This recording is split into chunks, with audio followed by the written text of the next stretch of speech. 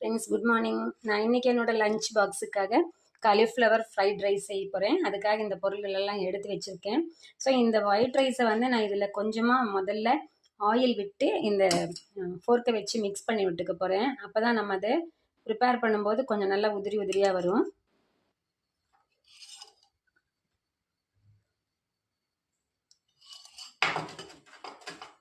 நம்ம ஆயிலும் விட்டுக்கலாம், கீயும் விட்டுக்கலாம், எது வேணுமோ அதை விட்டுக்கலாம். நல்லா மிக்ஸ் பண்ணி விட்டுக்குவோம்.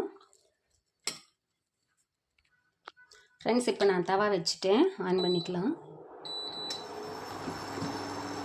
இந்த நம்ம கோகனட் ஆயில் பார்த்தீங்களா எப்படி உரைய ஆரம்பிச்சிருச்சு. இது நம்ம தோப்புலேயே வர கோகனட்டில் நம்ம எடுக்கிறது.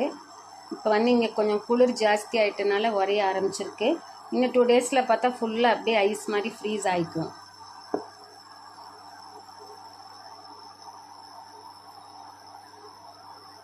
ஃப்ரைட் ரைஸ் ஆனதுனால கொஞ்சம் அதிகமாக விட்டுட்டேன் ஆயில். நான்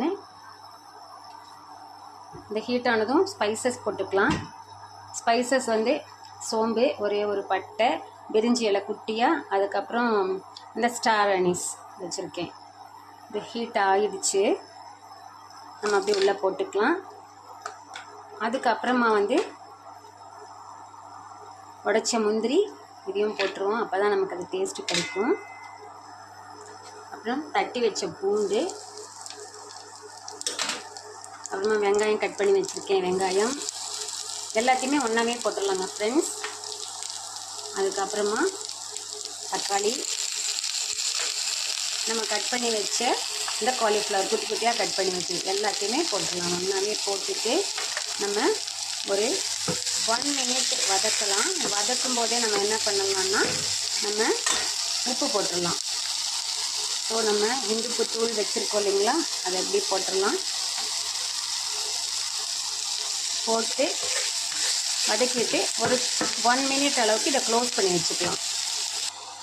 இப்போ நம்ம 1 மினிட் மூடி வச்சதுலேயே 1 மினிட் கூட இல்லை, குறைவாகவே தான் இந்த ஓரளவு குக் ஆகிடுச்சு. இது எல்லாத்துலேருந்து நம்ம சால்ட்டு போட்டனால தண்ணி வரும் இல்லைங்களா, அது நல்லா குக் ஆகிடுச்சு. கொஞ்சம் இது ட்ரை ஆகிற மாதிரி நம்ம வதக்கி கொடுத்துக்கலாம். அதுக்கப்புறமா ரைஸ் ஆட் பண்ணிக்கலாம். ஃப்ரெண்ட்ஸ் இந்த மாதிரி இந்த வாட்டரெல்லாம் ஓரளவு போன உடனே நம்ம இதுக்குள்ளே வந்து காரத்துக்கு வந்து நான் சில்லியெல்லாம் போடலை, ஒன்லி பெப்பர் பவுடர். இது ஃப்ரைட் ரைஸ் ஆனனால பெப்பர் பவுடர் போட்டு நம்ம அது கூடவே வந்து இந்த ரைஸை ஆட் பண்ணிடலாம்.